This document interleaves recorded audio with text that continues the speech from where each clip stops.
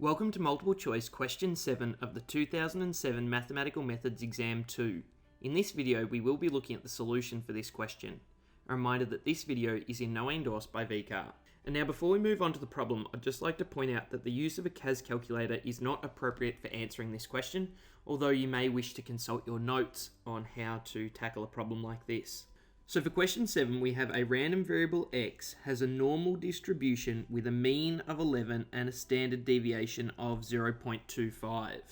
If the random variable z has a standard normal distribution, then the probability that x is less than 10.5 is equal to one of the following.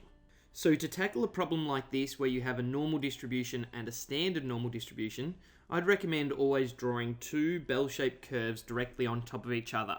So for our first one, which I'm going to do in blue, this is going to be for x, which we know is normally distributed with a mean of 11 and a standard deviation of 0.25, so a variance of 0.25 squared.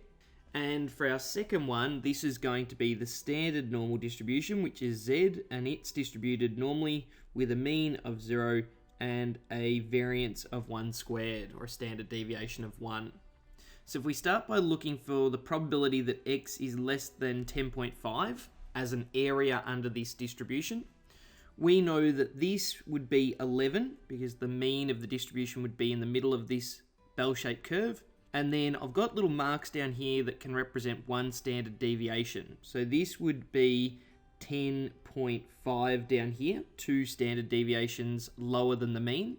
And the probability that x is less than that value would be the area that's contained in this tail that I've just shaded in there. On our diagram for z, which is in green, this would be the mean of 0.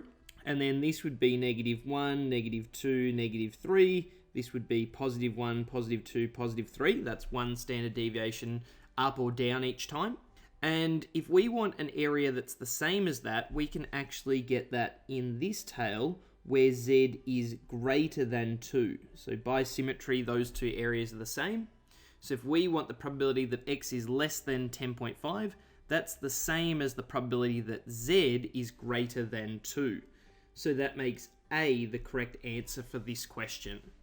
From the examiner's report, we can see that this question was reasonably well done in the exam, with 78% of students getting the correct answer for this question.